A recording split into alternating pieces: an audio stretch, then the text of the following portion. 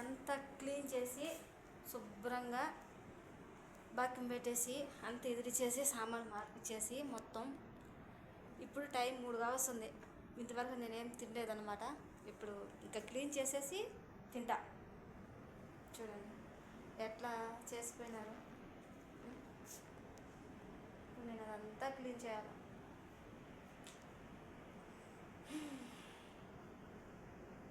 కొత్తది ఏసీ బిగించుకోండి. చూడండి ఏసీ మాకేమేమో కానీ పని మాత్రం వచ్చింది దండిగా.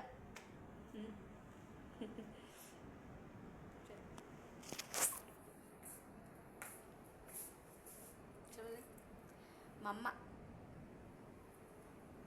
ఎప్పుడు ఉంటుంది ఇక్కడ. ఇప్పుడు ఇదంతా తీసి మార్చాలి. ఇంకా తీసేసి అంతా నీట్గా